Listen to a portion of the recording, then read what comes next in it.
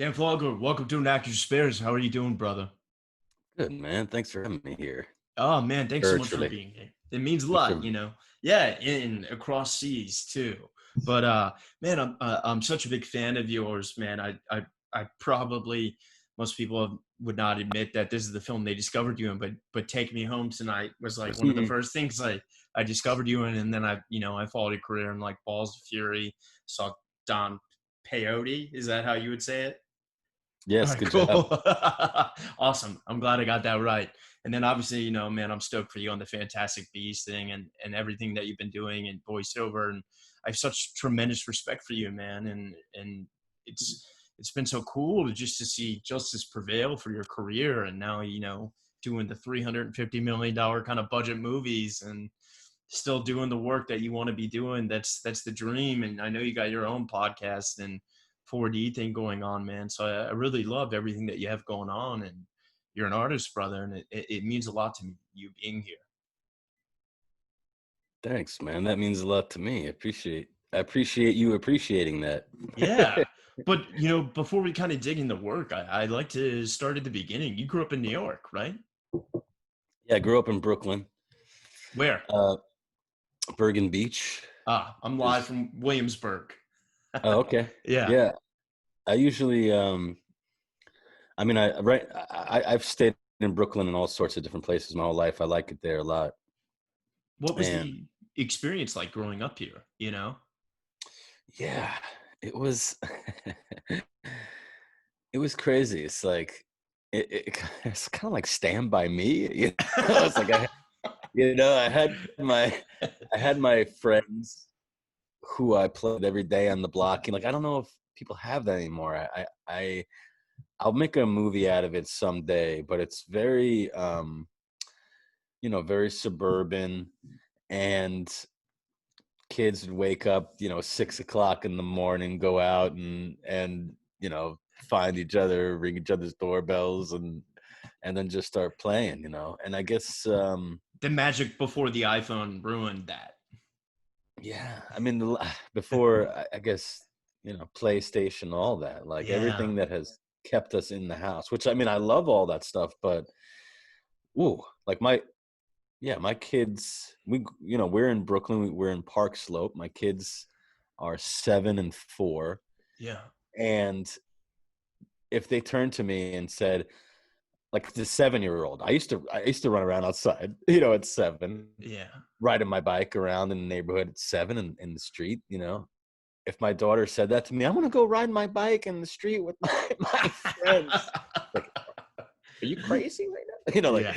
that doesn't happen. But it was different time. Like I was like on, like we would play, touch football in the street, and the car would come, and we go car, and then and then everyone would move out of the way. It's like that Oh that man. lifestyle. But also um I lived in like Brooklyn, so there was drama, Yeah. where there was some. It wasn't the Brooklyn that it is now. Well, it was. This probably is the same. Like this is like a pocket. There are certain pockets in Brooklyn that Ah. remain the same. Usually, they remain the same because there's some kind of mafioso element, whether it's like Russian or Italian or whatever is going Yeah. on. That's what I had growing up, and so usually those neighborhoods, they kind of get stuck in whatever the mafia wants them to be stuck in. You know what I Yeah. mean? Totally. Yeah. Can you say That's it. which mafia it was, or do you not want to? I can't say names, but Italian and Russian. I mean, Italian and Russian. That's what yeah, I meant. Yeah. that's who I grew up, with on my block, um, and so yeah, made for a lot of interesting stories. I got in trouble a lot. I was like a Bart Simpson kind of kid. Yeah. But a lot of that was just such a curious imagination and playing outside, um, doing impressions, making like kung fu movies with the guys in the neighborhood. Like that was like really like I always lean toward the entertainment aspect of it. It's like we'd go when we watch WrestleMania, and then WWF or whatever Saturday morning, and then we go out and in the guys in the neighborhood was like, oh, okay, you're Andre the Giant, you're Hulk Hogan, you know, you're the Macho Man, whatever, and everyone would, you know, hone the impressions, you know, Yeah. and we would actually like, you know, we would act like these characters, and that's where I think a lot of that, like the acting started, you know, the Wow. impression.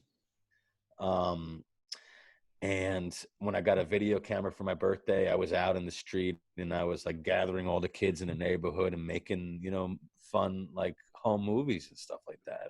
Were your Like I parents said, artists at all? Like, did they have any? my I mean, they appreciated that stuff. They always took Yeah. us to theater, and they always like, Oh, I always, cool. yeah. My dad wanted to be an actor.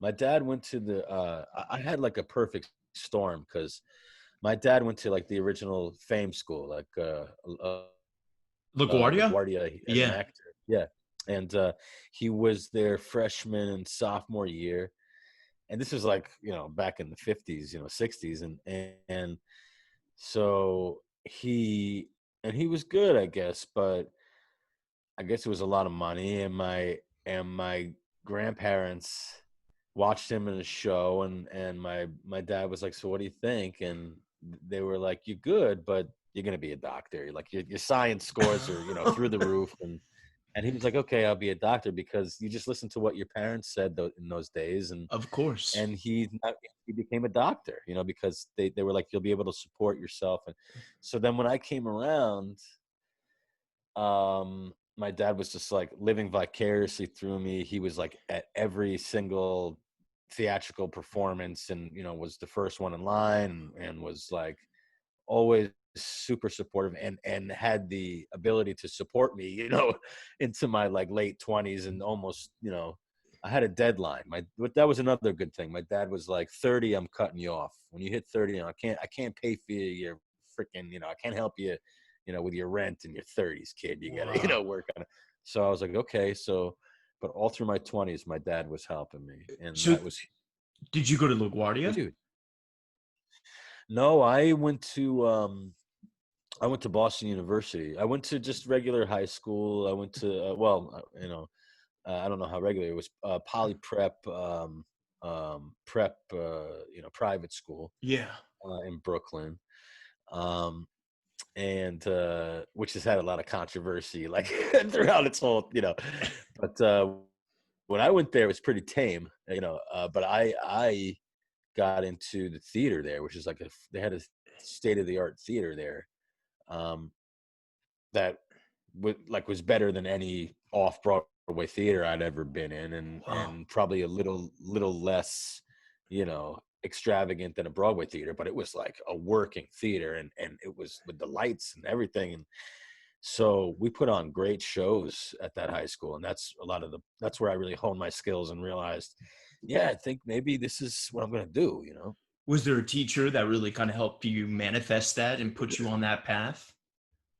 All of my teachers, who well, yeah, each one of them really helped me. Like there was like Miss Eliasoff, who cast me in my first show in high schoul. When I was a freshman, and it was Midsummer Night's Dream, Oh, wow. and she cast me as Thisbe, or Flute. So Flute, the bellows mender, who was one of the mechanicals. Great parts, you know. Um, he goes on to play Thisbe, dresses as a woman. I had like these crazy blonde braids and this crazy, like, you know, stuffed dress, and it was hysterical. Wow. And I stole the show. At the end of the show, I come out as this talking like this, and as this like really funny maiden, and that was really in high school. I was like, and I had the audience in the palm of my hand. They were just pissing their pants. And then the next day, like it was good, and you should really like listen to the universe, you know, when people come after you like the next week after, and just like, yeah, man, that was great. That was hysterical. I remember Yeah.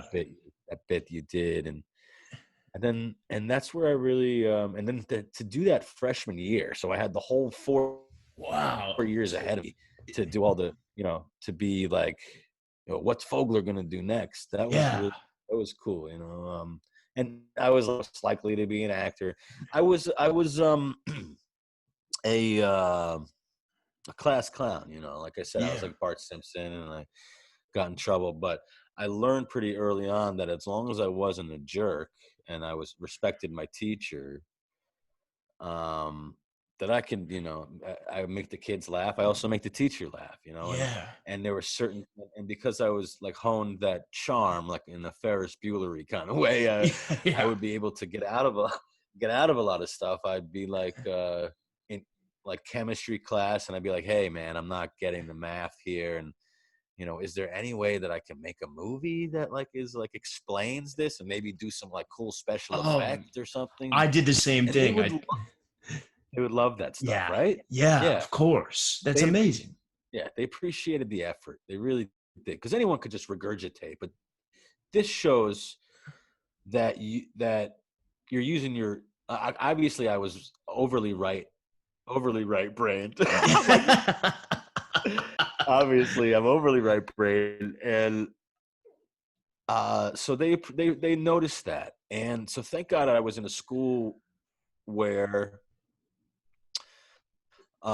they said, you know what, this guy, he excels in the arts, so let's push him toward that. Let's give him a break in certain areas, and it's obvious he's going to be an actor, you know. And they were right, man. They Yeah. were right.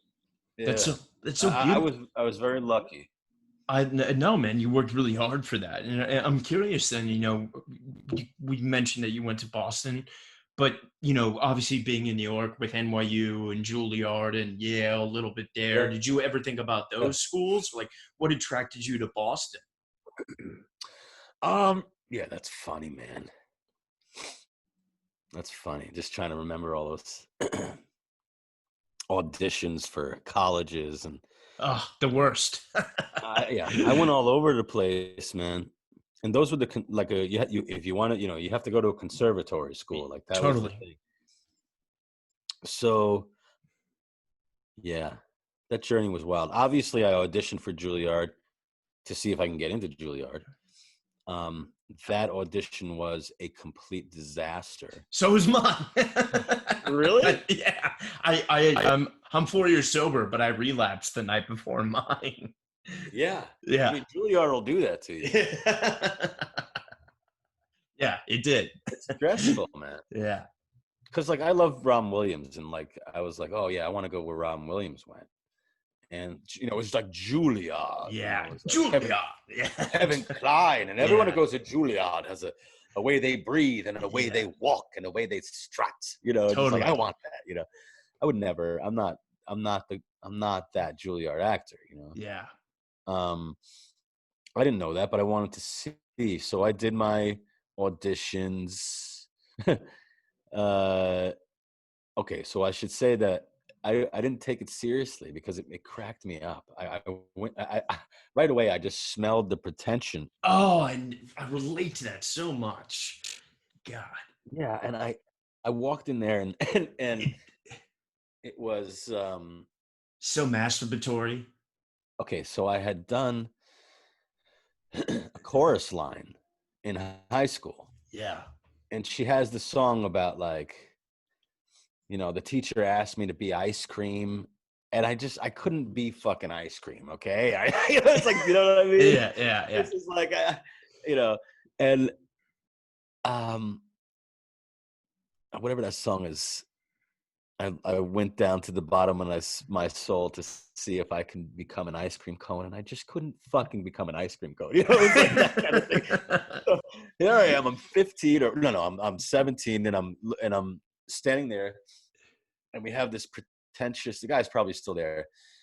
He's got all the black turtleneck, and he's like he's bald, and he's looking at us like he's like a hawk or something. He's going to pounce at any moment, and he's just says things at us. He's just all freezing. And then everyone all around me is just all, oh God, Yeah. and I'm just looking at everyone, and I just start giggling. I can't help it. I'm just like, Yeah. it was ridiculous to me in that moment. Everyone just trying to be freezing for this man. Oh, now he's just now you're on fire. You know, it's just like it was just like, oh God, is this what this is gonna be? Yeah. And there I am just being like, woo, Yeah. woo, I'm on fire. Woo, you know, I was just not ready for that. So that when I got to my audition and I'm doing, you know, my Midsummer Night's Dream audition, whatever, and I'm doing my, you know, musical presentation, you know, I'm so excited. There's the guy with the bald head and the turtleneck, and he's sitting behind this long panel with all the other teachers, and he sees me, Mr. Giggles, and as soon as I start doing my audition, here I am, 17-year-old Dan, Yeah. trying to do my best to Juilliard audition, and he goes, lunch, okay? And everyone starts ordering lunch. Some PA walks in, like looks at me and is just all, and starts like taking people's fucking orders while I'm doing my, and I was just like, should I What the stop? fuck? And they were just like, no, keep going. I'll have a ham and cheese. So I guess that was the guy's way of saying, you know, you're going to laugh at my thing, I'm going to laugh at your thing, or whatever the fuck. That's how I interpreted it. So I get through, I'm fucking 17. Yeah. I get through my audition. I'm just like, no one paid attention to that at all. They just ordered lunch. Yeah. He says, okay, approach the table. I sit there at the table. And I was just like, and the PA is still there, like jotting me shit down. And I go, so what'd you guys think? And they were like, and the guy right away, he says, you're too young. You need to, and he was right. Yeah. You're too young. You need to live more, get more life experience. And I was like, oh, you saw that while you were ordering. And the PA starts laughing. And he's just all, good day. And I was just like, oh. Oh, fuck that guy. And everyone out there, everyone's just like, because you come back for the callback. Yeah. My name on the list? My name on the list? Yeah. And then my parents are there, you know, driving me there. They're just all, so you think your name's going to be on the list? And I'm just like, nah. Name's not on the list. Oh, man. Yeah. Mine was 4 years, you know, I'm sober 4 years, but when I did it, you know, they email it to you now. So you just sit in that room and you just see 5,000 faces just start crying, dude. It's so They start brutal. crying. Oh, it's so brutal, man. Oh. How did I end up? I ended up at BU because I went around the circuit, and while I was doing this thing with my parents, as much as I love them, I realized I need to be far away from my parents in order to grow. You know, so I was like, I gotta get out of New York. So yeah, because if I had them being in the same city, I don't know, I probably wouldn't have lived with them, but but seeing them all the time and them just, you know, how's your progress? And oh my God, space. You need freedom to really find, you know, who you are as an actor, and you have enough pressure. So I was like, I gotta get the hell away from that. And because I was going around the circuit, I went to Chicago, I went to North Carolina, I went to all the different conservatory possibilities. Yeah. And some of them were great. Some of them were great schools, and they were all like really excited, and they wanted me. But I found that across the board, I went to Carnegie Mellon, like for pre-college. I was like, I really liked it there, but I was like, you know what? They have this cookie cutter thing where it's almost like, I don't know if you're familiar with the Conservatory program. I went to NYU, so yeah. Okay, so yeah. Did you have it was like baseball, you know, you come back to your locker and you'd have a red ribbon, you know, and that ribbon meant that you had to go and see, you know, the management, you know, basically you had to go and they would tell you what you had to work on. Yeah. In like 30 days or else. Yeah. It's that kind of thing. Oh my God, that was tough. So a lot of that was body image. I looked around at a lot of these schools and no one looks like me. Everyone's really skinny, you know. Yeah. And I remember I was at I was at one of these colleges where they said, we really love you, and we want you in the school. And I was like, oh, great. And I was like, but what if I don't lose that, that 30 pounds? What if I gain, Yeah. a freshman 15, like Yeah. what, like what happens there? And they're like, you'll lose it. And I was like, they were like, it's rigorous. It's a rigorous. You'll lose it. And I was like, but what if I don't? Yeah. I've been struggling with my weight my whole life. It's like, am I going to are you guys going to stress me out with a red tag in my Are you locker? gonna make telling me that I gotta- anorexic? Like, fuck. Yeah. Yeah. So I came to BU, and it kind of met all the criteria. It was East Coast, and um, it was away from the parents. Yeah. And the guy who was like my freshman tour guide, the guy was like a 30-year-old guy who wanted to be an actor out of the blue and was a sophomore in the acting program and looked like Santa Claus. He just like this big, jovial, fuzzy. And I looked up at him and I was like, yeah, I like how eclectic this is, Yeah. there were different shapes and sizes. And I was like, yeah, I'm going to fit in nicely here. And I did. I had a great Yeah. time there. But that's why I chose that school, was because, So it was a beautiful experience for you. well, I don't know about beautiful. I had a good time. It was a good time. All right. Yeah, We'll settle I had for a good that. time. Boston is a great party school. Yeah. Because you have all those different colleges between Harvard, Yeah. You could just hit the and MIT, circuit. and, all the surrounding. Yeah, Emerson, and holy crap. Well, Yeah, that was a lot of fun. And yeah. oh, I'm sorry. I don't mean to interrupt, man. I'm just curious, when you graduate from a program like that, I imagine obviously having the family in New York helps because, like, my dad lives in New York and I'm able to live for free.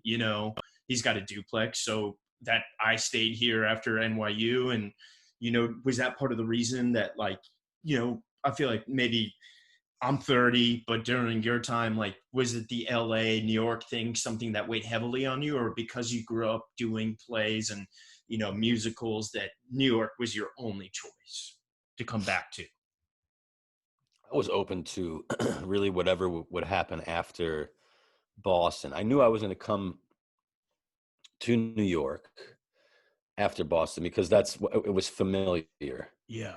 And it was a theater school. So I was like that whole romantic thing. If I can make it here, I can make it anywhere. And I thought, but if something said, like, if I had an agent out of the consortium or whatever, and they said, hey, yeah, come out to LA, I would have gone out to LA. A lot of my friends went out to LA. Like half of my class went out to LA. Some of them went out to Chicago, and the rest of them went out to New York. And I did not get an agent out of the Showcase. Yeah. I went around and I had meetings. Mm-hmm. Oh my God, those meetings were horrendous. Oh, horrendous. Yeah. Like, it's whoa. You're bringing me PTSD, man. Yeah. Okay, so you get out of college and you have the stress of, okay, now you got to become a paid actor. Okay, and 21, 22. Oh, I had a twitch in my eye. My eye was like, and because I couldn't sleep. I was at home, for those first few months after college, and my parents every day, what are you doing? What are you doing? How did you? Oh my God, what did you do for your career today? What did you? I was like, well, I went through Backstage magazine. And I circled all these possibilities. Yeah. Sent out my headshot. I don't know what the fuck else I could do. And so I would go on these auditions. I do my best. I was doing stand-up comedy, but some of these first, like when you're right out of college and your resume is basically a bunch of stuff you did in college. Yeah. Good luck.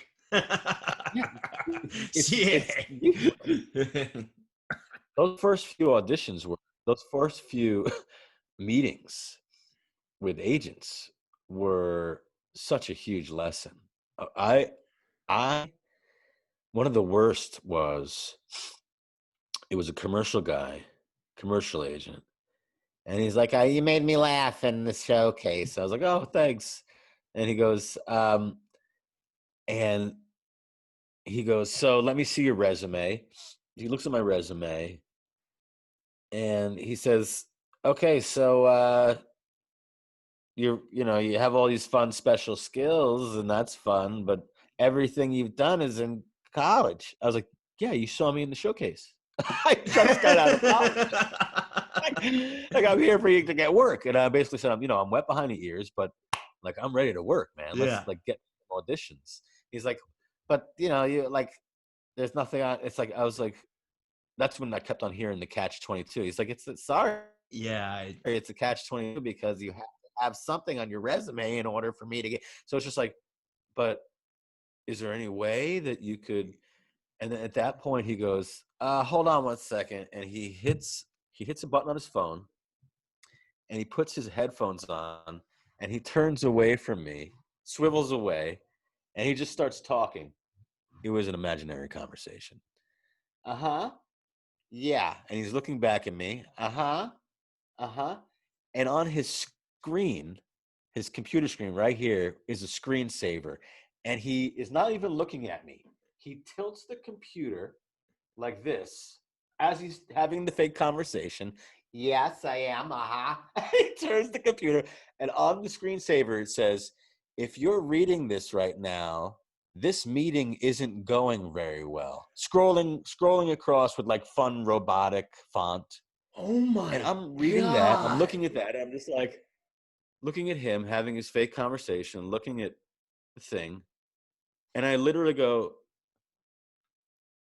"Is that for me?" Oh my God. I don't mean to laugh.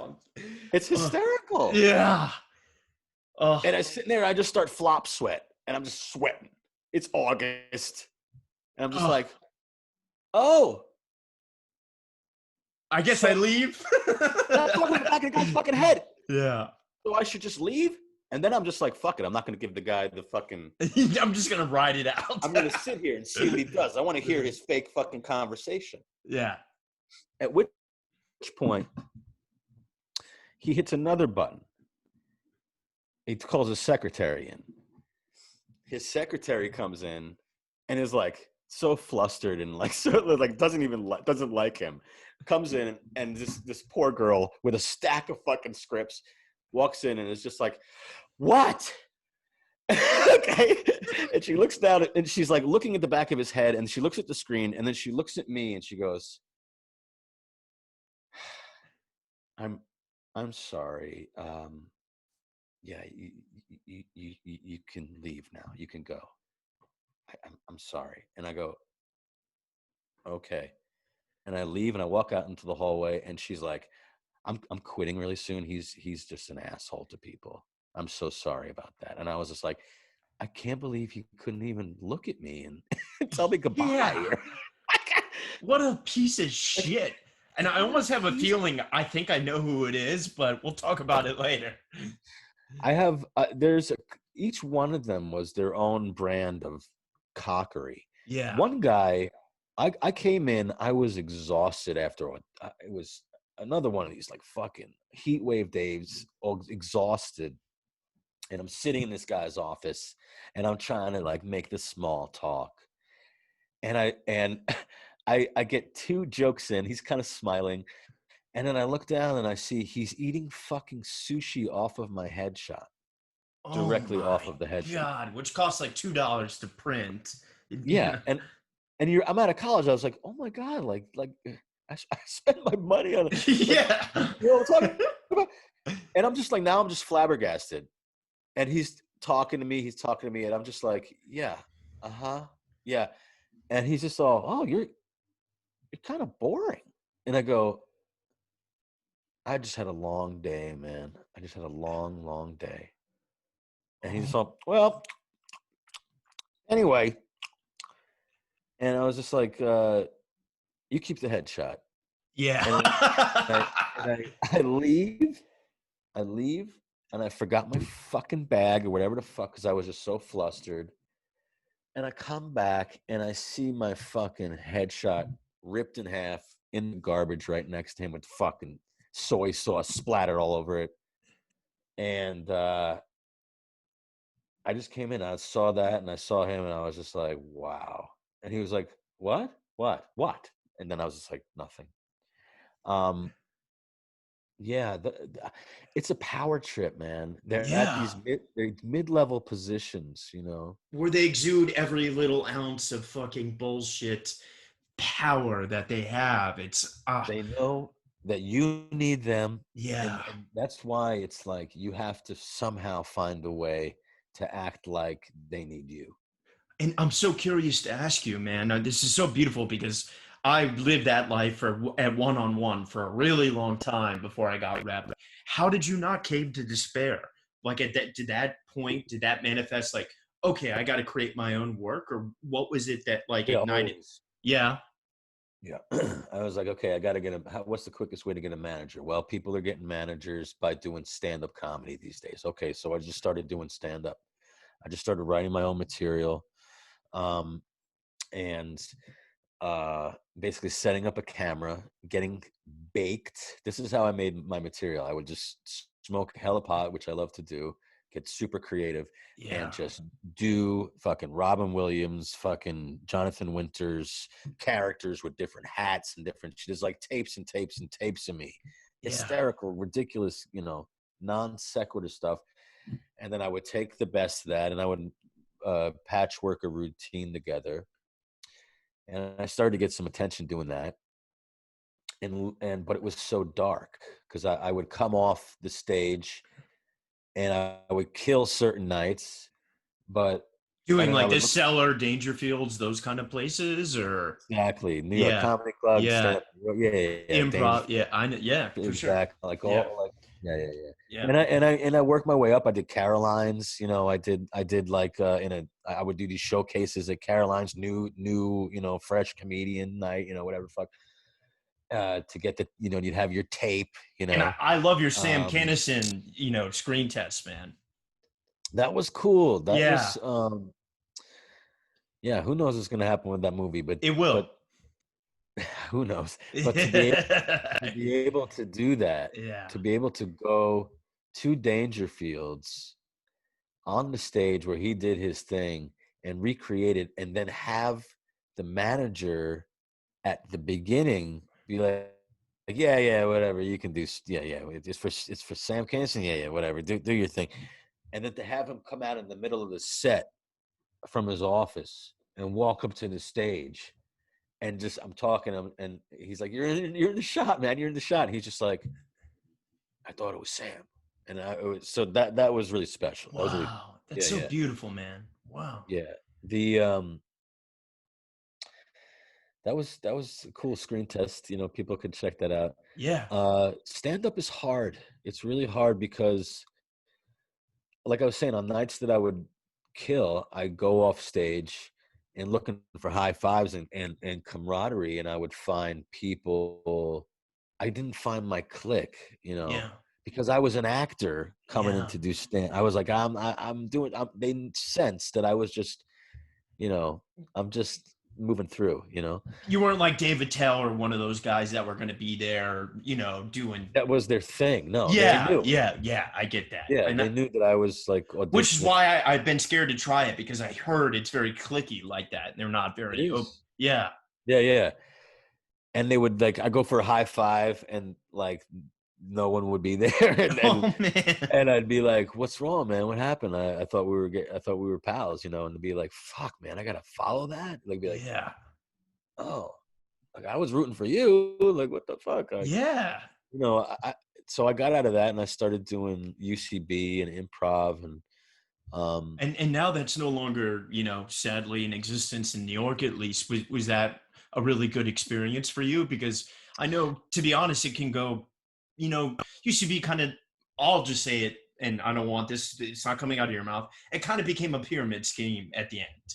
And yeah, not surprised. Well, yeah, I was there when it first started cooking, and yeah, what I got out of it was That's funny you said that. Yeah, when I got out of it was I got to like level 2, 3, like third level, starting to do shows with my friends, and I love that. I Yeah. love that. But then doing the classes, it became really competitive because people were like, "Oh, SNL's coming to like, Y- poach people," Yeah. so Was I that was, even something you wanted or? oh yeah, fuck Yeah. yeah. Yeah. Yeah. But then there was no, like I said, the camaraderie, the fucking, what I loved for my improv troupe in college. It was like we were like, it was like Animal House, It was Yeah. like, we there was a bond there, and that was out the window.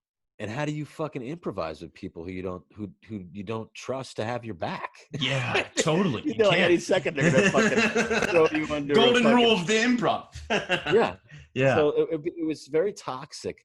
So I got the fuck out before I completed the program.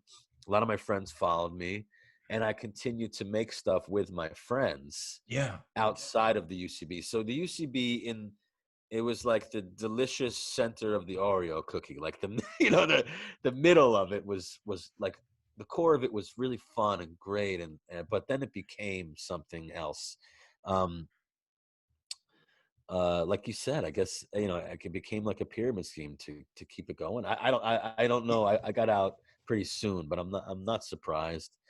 Um, it's tricky with those things, um, because at its heart, like improv, Yeah. the teachings of improv, that's like the teachings of life. How to, like, if you know if you're a good improviser, you're also are good in a job interview. If you're Yeah. a good, yeah, if you're a good improviser, you're also good in a conversation. You're also good with picking up women. You're also good with, Exactly. Yeah. so it's like it's life. Like improv is life. If and so that's really special. Um, At this point, did you have a manager then from all this, like, so I got a showcases? manager first. My first manager I got out of doing stand up. So I got my manager, and I was like, fuck it, I'm getting out of stand up. And that and I was like, get me acting work, I'll do improv. But Co-star, guest but star kind of things, or? yeah, but they were as hungry as I was. So Yeah. basically what they were was a title, or basically they were someone I can say, this person believed in me enough to say that they're my manager. So, and that's basically where that ended, Yeah. because they couldn't, it was like a Broadway Danny Rose thing where they couldn't really you know get me work, Yeah. but they were trying to you know like hone my skills the best way they could. Yeah. But it's just like, I don't need that. I'm trying. I'm trying to fucking, I'm just trying to live here. You know what I mean? Yeah. So that relationship kind of fizzled as soon as it began. But I had a manager, so I can That's say I had a manager, and from that I got my first agent. So it's like you got it. have to have these stepping stone moments, so that when you get to your real manager and your real agent, you can say, "Oh yeah, yeah, I have a manager and an agent, but they're not really doing anything for me." So you have to, you know what I mean? Yeah. I know exactly what you mean. You have to have Yeah. those little milestones. And And it's long, man. That was 8 years, 10 years of between college and actually getting my first real foot in the door. That was about 8 to 10 years. it's, yeah, yeah. So, I mean, similar here. I mean, so that 2005 musical, was that your first really kind of big thing? Or So taking the skills from improv and because you won the Tony for that. yeah, I mean, Yeah. like, so everything you can trace back to, oh, this led to this and this begat that, and so all the improv and working with my friends, and um those skills, we took those skills to create our own characters, and that's what it's about. During the lulls, you have to create work for yourself. You have to that's just how it is. You have to get together with like-minded people, with your friends, and create perfect roles for yourself that only you could perform. Yeah. And that's what we did with Spelling Bee. Everyone made perfect characters for themselves.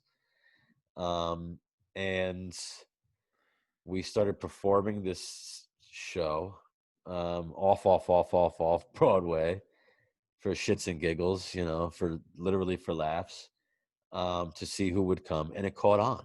People Wow. people loved it. People came from all over, and then it just so happened that Sarah Salzberg, who I went to college with, who was now in this troupe with us, who played Schwartz and Grubinier, she was the nanny of Wendy Wasserstein. Okay, so there she was so there Sarah was for her day job trying to make ends meet. Yeah.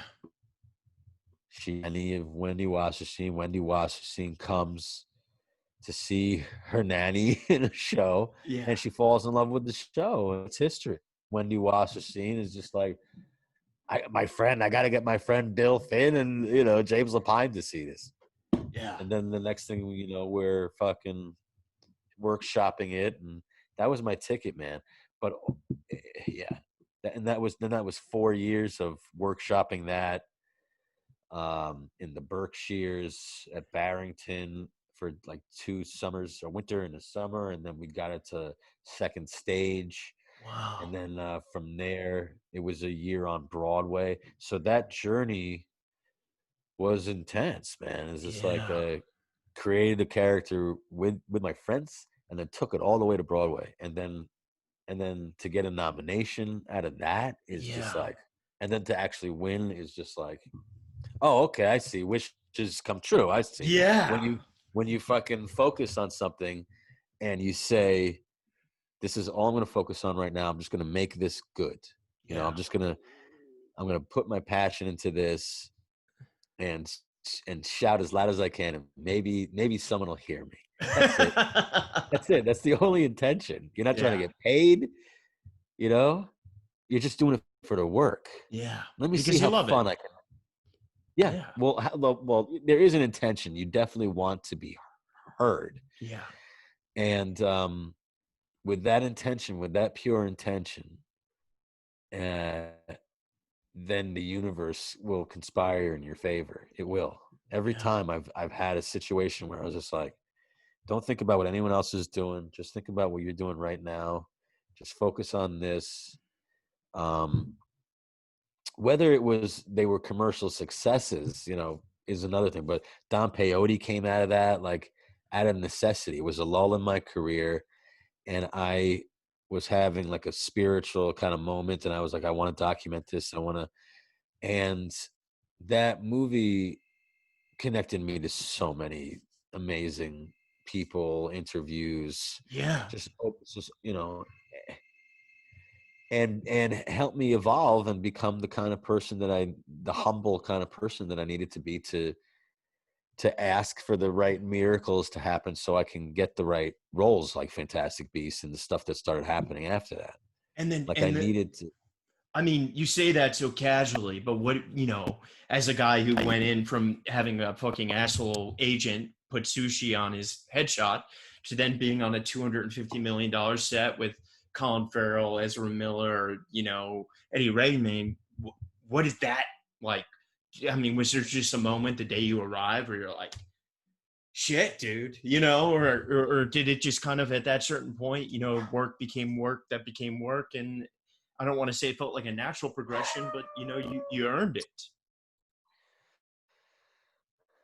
Yeah, because there definitely there was the Sorry, my dog, the delivery man. okay. Yeah.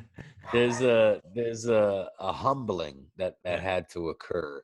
Like, I needed to go through a humbling Yeah. period, because, like, I won the Tony Award, and then suddenly I was, making movies with Christopher Walken, Yeah. and if those movies are, Gosh. fun. Yeah. Sorry. Those movies are like fun.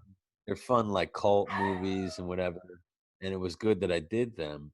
But if they were like real blockbusters, then I probably never would have been the right frame of mind to play Jacob. Yeah. You know, um, if those things were blockbusters, I just would have had a big ego. I would have been an asshole until I had a real, downfall. But because those movies didn't really do well, and I had that lull, those were times where I really worked on myself and I created my own stuff and really said, yeah, this is it really, it was like a reset. Yeah. Like and then because I had my kids, um, and I was about to have, my wife was about to have our second child, and that was the lowest I was in my career. I was like, fuck, I need a miracle or I have to get Get out. out. Yeah. Yeah. Yeah. Or not get out, but like I don't have time. I have to put food on the table.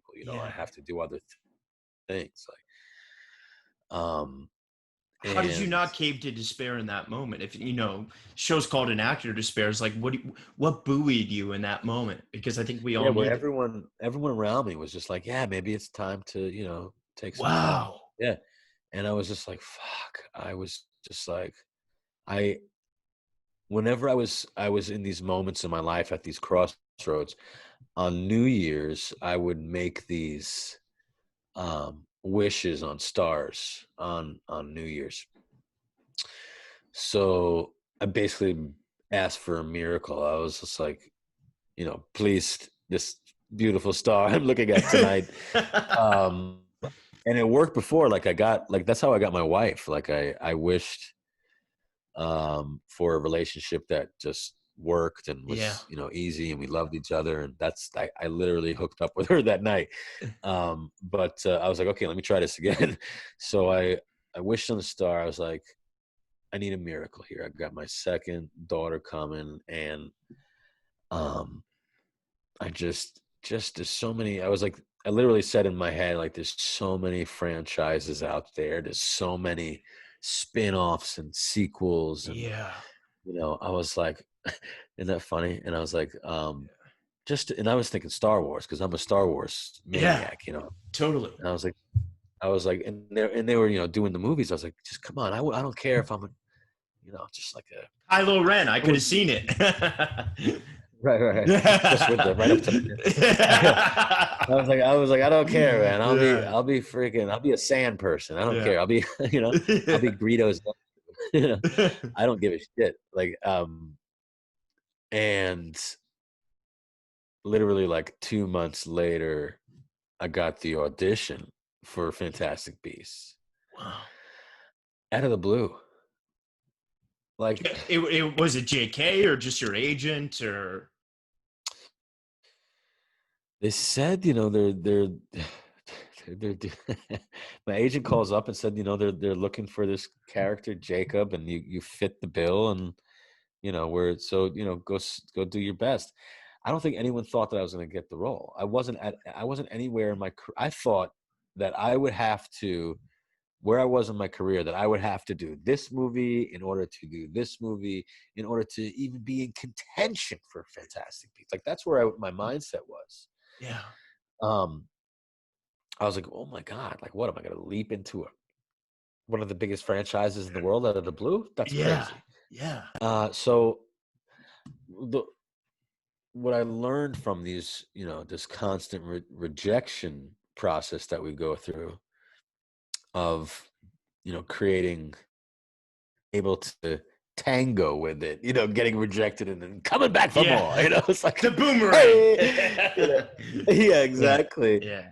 I saw Philip Seymour Hoffman, who, may rest in peace, one of my all-time favorites, on the Actors Studio. He said, yeah, you're gonna get rejected all the time, but when you go for these auditions, you have to treat the audition like it's, and he was a theater guy too. He's like, you have to treat the audition like it's a performance, like it's your final performance, Yeah. because odds are you're going to get rejected. You're not going to get the part. You're going to be too short or fat or whatever the Yeah. fuck. And so you can at least walk away fulfilled. Yeah. that you feel in your heart that you did the best that you could do, Yeah. and you hear that applause in your head at the end, and you say thank you, and that's all you need. Yeah. And then the cherry on the fucking cake is the callback, and then the icing is the fucking, you actually get the part. Yeah. But the actual cake is that audition. You're just like, just make the most out of the audition. So that's what I did. Every audition after that, I was like, yeah, it's a performance. It's a chance to perform. Yeah. And that was the real humbling, part of the humbling period, where, and that also is the philosophy of they need you more than you need them. If you go in there and you're saying, here's my performance, take it or leave it, I'm out of here. Yeah. They like that. It's like being on a date and being desperate to get laid. It never works. You know what I mean? I wish it did. But sometimes they're really desperate, and like, I haven't been listening to you for the last half hour. What's fun? but you're shooting the third one right now, and how does that feel? We're about to. I mean, it's. Yeah, I didn't know if COVID slowed that down or what. It did. It slowed everything down. Like, yeah. I was about to back in April, man. We were about to shoot day one. They had me all shaved down, and I had my mustache and going to work, and they were just like, "Head home, mister." That was April. Wow. So, yeah, we were supposed to be wrapping up the movie now. It's okay. Warner Brothers has got the money, but I know you got family and you're a little bit ahead of time, man. Final few questions for you, brother. I am ahead of my time. Dude, it's so fun. We'll have to hang in New York sometime whenever you're done filming. If I ever come back to it. One, I want to promote it because you have it. Can you talk a little bit about your podcast? Yeah, the Dan Fogler 4D Experience podcast. Where can people find that? Okay, yeah, it's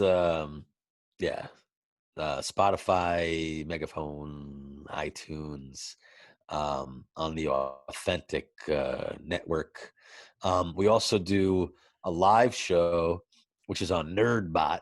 We just started doing this like this, I was like, okay, I'm going to dive into the virtual world. It's all I've been doing, Yeah. So we started to do a video cast aspect of it. So our next show is August. August. I was like, wait, next year? Next spring. August 22nd. And we got Joe Manganiello, and we got Seth Gillian is coming on. Seth Gillian from The Wire? Yeah, and The Walking Dead. That's right. You're doing. Yeah, I love Seth. He's great, man. He's great. Yeah. He's been in so much. I've been watching him for forever, since what is it? Stormship Troopers? No. Yeah. Oh, yeah. No. Yeah. Starship. And anyway, so that should be fun. We had Leah Thompson on last month, cool, or a couple weeks ago. Yeah, it was cool. I get to interview all these people that I just, you had the pleasure of watching them over the years and ask them. As you gave me today, man. Thank you. It means a lot to me. Oh, yeah. Yeah. I got to see Leah Thompson's face as I told her that Chip Zien, who was the voice of Howard the Duck, was Baker in Into the Woods. And then I was just like, are you ready? I'm going to sing. I was like, here's Howard the Duck. Here's Howard the Duck singing the best of Sondheim. No one is alone. Truly. People make mistakes. Fathers. You're a theater person. I love it, man. And she was just looking at me like, holy shit. The whole show where Howard the Duck was singing like that? I was like, yeah. That's so radical, brother. Well, man, because I feel like you can answer this so well, and this is a question I ask every guest. It's obviously a very heavy time for the world, but for all the, actors, artists, people, dreamers out there that are getting sushi'd and PA'd on at their auditions and their showcases right now, and lunch ordered. Any words of advice, wisdom for them? Fuck, man, no. I got. It just gets hard. No, it gets easier. It gets easier because, it's like anything else, man. It builds character. It's like Rocky. We're all little Rockies. Yeah. Think about Sylvester Stallone's story. Yeah. How selling his dog. Jesus Christ. His dog? Yeah. They were just he was like, "Look, I want to be in it. I want to do the whole thing." They're like laughing at him. I'll do it for nothing. I'll fucking. And he stuck to it, man. That's what it's about. Yeah. You just keep on getting punched in the face. Yeah. Hit the floor. And keep getting back up. You just keep on coming back. And you create a legend for yourself, You become Inigo Montoya, you become the greatest, swordsman. Don Quixote. Yes. You do these very things. Yeah. These, whatever Daniel Day-Lewis said, it's like being a boxer. You get these moments. Yeah. To shine. And then you go back and you hone it again, and then you come out again. It's like that. It's like we're warriors, We're these little Rockies who we just it's one of the last, at least at this level, when you it's very noble. There's a reason that the actor, the fool, was like one of the most important people in the king's court. The king needed the fool to keep him in his place, to laugh and to get the news. Like the fool always told him what was really going on. Yeah. That's us, man.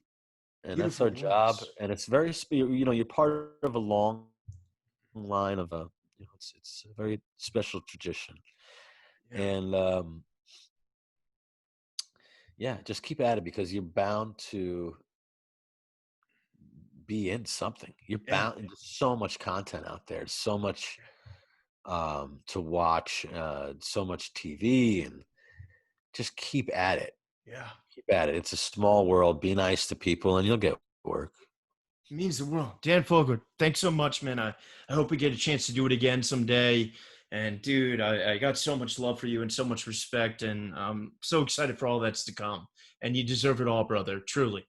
And oh, wow. Yeah, thank you so much, man.